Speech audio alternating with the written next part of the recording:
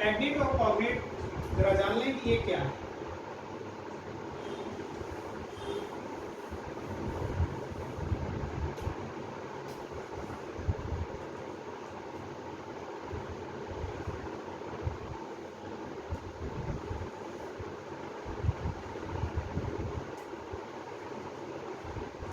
English में गोत्रज और हिंदी में गोत्रज और बंधु। Section 3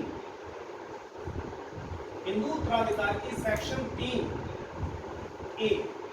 A for एग्नेट। 3A एग्नेट को डिफाइन करती है और section 3C for cognate. C for cognate, section 3C cognate को डिफाइन करती है।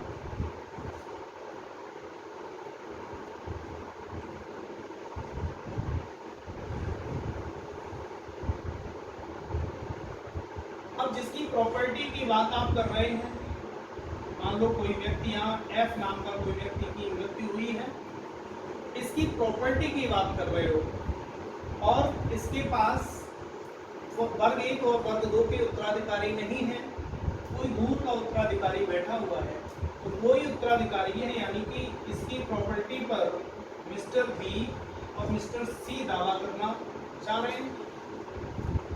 अब ये बी और सी कोई भी हो सकते हैं, ये स्त्री भी हो सकते हैं, पुरुष भी हो सकते हैं, मेल और फीमेल। बी और सी कोई भी हो सकते हैं, बी और सी दोनों ही इस प्रॉपर्टी पर, इसकी प्रॉपर्टी पर दावा करते हैं।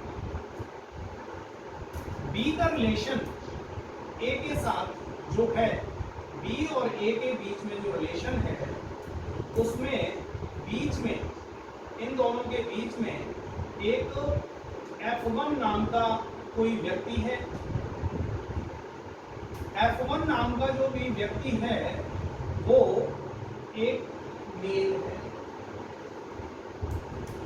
यानी कि F और B के बीच में जो रिलेशनशिप डेवलप करवा रहा है, F और B का कोई डायरेक्ट रिलेशन नहीं है, लेकिन इनके बीच में जो रिलेशन व्यक्ति डेवलप करवा रहा है वो कोई मेल है। और इनके और इनके बीच में जो रिलेशन डेवलप करवा रहा है वो मेल नहीं है, बल्कि कोई फीमेल है, या हम कह सकते हैं अदर देन मेल है। तो एग्नेट का मतलब हुआ कि दो व्यक्तियों का रिलेशन, मृतक के साथ दावेदार का रिलेशन जब पुरुष के माध्यम से जुड़ता है तो दावेदार मृतक का एग्नेट कहलाता है, और जब दावेदार का रिलेशन मृतक के साथ अदर देन पुरुष जुड़ता है, अब अदर देन पुरुष में तो स्त्री आती है, उसके माध्यम से जुड़ता है, तो वो कॉग्नेट कहलाता है। बहुत सिंपल से अर्थ में आप समझेंगे, बहुत ही नियरेस्ट में फर्स्ट क्लास के, ध्यान रखिएगा, फर्स्ट क्लास और सेकंड क्लास के जो उत्तराधिकारी हैं वो भी एग्नेट और कॉग्नेट हो सकते हैं। जो वर्ग 1 और वर्ग 2 में उत्तराधिकारी हैं, जो एग्नेट और कॉग्नेट हैं, वो जब नहीं हैं तब एग्नेट और कॉग्नेट की बात आएगी, क्योंकि वो जो वर्ग 1 और वर्ग 2 के उत्तराधिकारी हैं वो भले ही एग्नेट हो या कॉग्नेट हो, तो उनको वर्ग 1 और वर्ग 2 में उत्तराधिकार दे दिया गया, क्योंकि किसी भी पुरुष का, मेरा, मुझसे रिलेशन रखने वाला या तो कोई एग्नेट होगा या कोई कॉग्नेट होगा। फॉर एग्जाम्पल, मेरा पुत्र मेरा एग्नेट है, मेरे पुत्र का पुत्र मेरा एग्नेट है। क्यों? क्योंकि मेरे पुत्र का पुत्र यानी कि मेरा पौत्र मुझसे किसके माध्यम से जुड़ा है, उसका रिलेशन किसके माध्यम से है, अपने पिता के माध्यम से। मेरे पौत्र का पुत्र वो भी मेरा एग्नेट है। मेरे प्रपौत्र का पुत्र, वो भी मेरा एग्नेट है। मेरे प्रपौत्र के आगे और प्रपौत्र के पुत्र का पुत्र, वो भी मेरा एग्नेट है। अब बात आते हैं कॉग्नेट की। मेरी पुत्री का पुत्र मेरा कॉग्नेट है। उसका संबंध मुझसे किसके साथ किससे जुड़ा हुआ है? पुत्री से। वो बंधु है, वो गोत्र से नहीं है। यानी कि पुत्री का पुत्र और मैं एक गोत्र से संबंध नहीं रखते। पुत्री के पुत्र का गोत्र दूसरा है और मेरा जो गोत्र है वो दूसरा है, इसलिए हम गोत्र से नहीं है। जैसे कि मेरा चचेरा भाई, मेरे चाचा का पुत्र मेरा क्या है? एग्नेट है।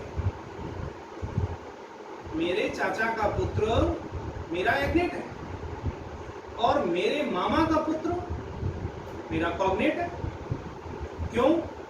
क्योंकि वो मुझसे मामा से नहीं, वो मुझसे जुड़ा है अपनी बुआ के माध्यम से, बुआ जी के माध्यम से जुड़ा है।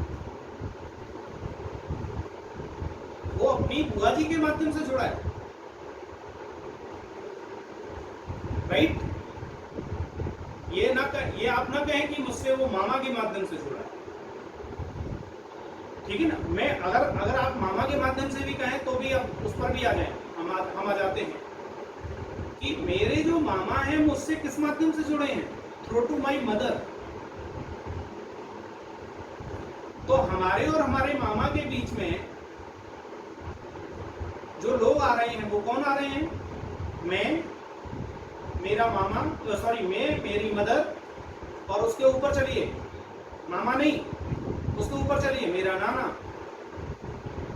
और नाना से मामा। सोचिएगा, यहां पर एन फॉर नाना, इनकी एक डॉटर और एक सन, इसका मैं सन, ये मेरा मामा है और ये मेरी माँ है, मदर है। और इसका मैं S1 S2, इसका एक पुत्र S2 है। S2 के साथ मेरा जो रिलेशनशिप है वो मैटरनल ब्रदर का है। S2 S1 का मैटरनल ब्रदर है, राइट? अब देखिए इनका रिलेशन कैसे जुड़ा है मुझसे। S2 का रिलेशन मुझसे कैसे जुड़ा है? आप जरा काउंटिंग करें। मैं S1, मैं जब इसके पास जाऊंगा तो ऐसे नहीं जाऊंगा, मैं कैसे जाऊंगा? मैं S1, मेरा रिलेशन मेरी माँ से जुड़ा है, मेरी माँ का रिलेशन मेरे नाना से जुड़ा है, नाना का रिलेशन मेरे मामा से जुड़ा है, मामा का रिलेशन मेरे मामा के पुत्र से जुड़ा है।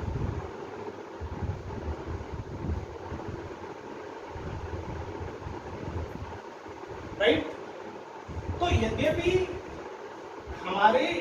हमारे और इसके बीच में दो पुरुष भी आते हैं, लेकिन बीच में एक स्त्री भी आती है।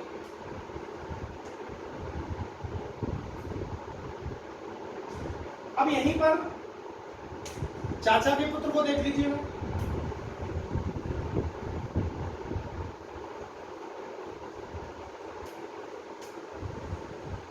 ये हमारे ग्रैंडफादर हैं, इनका एक पुत्र है जो मेरे फादर F1 है, एक इनका पुत्र है F2 है, मैं इनका S1 पुत्र हूं, ये S2 पुत्र।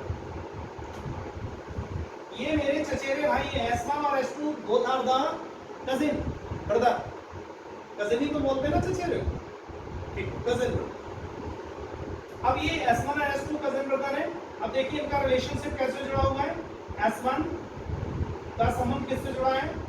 F1 से, दैट इज द पुरुष।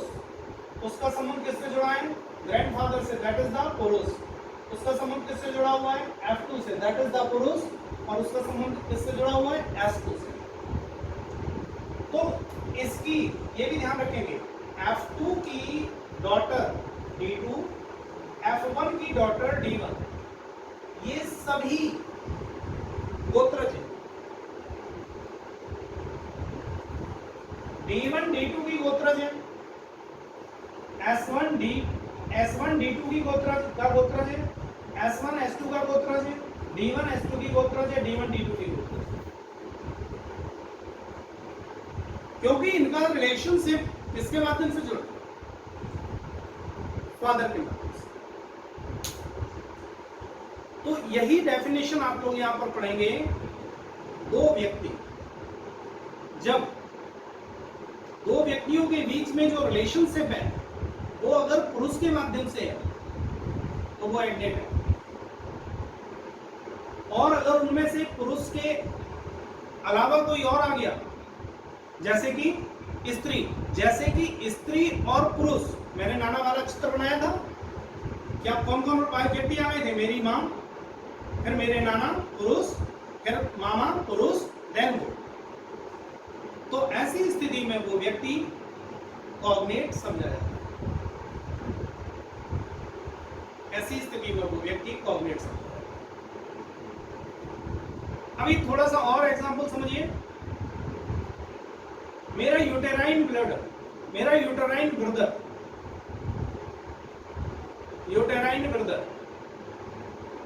और मेरा एक स्टेप ब्रदर है, दो लोग हैं। अब दोनों का समझिए,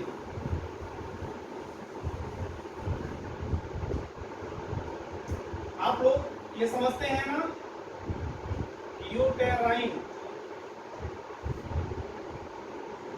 यूटेराइन का मतलब क्या हुआ, मां, ठीक है, सॉरी, M F1 F2, इनके संयोग से एक संतान S1 है और इनके संयोग से संतान S2 है। S2 और S1 both are the uterine brothers। अब यहां पर जरा देखिए, दूसरा अगर हम फिगर ले लें, जिसको आप स्टेप कहते हैं, F M1 M2 S1 और S2। अब ये दोनों कैसे हो गए, स्टेप जिसको आप कहते हैं। ये दोनों लोग गोत्रज हैं, लेकिन ये दोनों लोग बंधु हैं। एक मां से उत्पन्न होने वाली संतान, जबकि उनका पिता अलग अलग है, तो अलग अलग पिता है, तो पिता तो दोनों के बीच में रिलेशन नहीं डेवलप करवाएगा, कौन करवाएगा, मां। दो संतान के बीच की कड़ी कौन है, मां। तो ये क्या हो गए, बंधु। और अगर दोनों के बीच की कड़ी पिता होता तो ये गोत्रज हो जाते, राइट। और दोनों के बीच में कड़ी माता पिता दोनों एक ही हो तो रियल ब्रदर एंड सिस्टर हो गए, रियल ब्रदर्स हो गए, तो भी ये गोत्रज, राइट। तो इसी तरीके से ये लोग भी होंगे। तो ये आप लिख लेंगे कि जब पुरुष के माध्यम से रिलेशनशिप बनती है तो वो गोत्रज कहलाते हैं। The two persons are connected with each other only by male, either by blood or adoption, either by blood or adoption।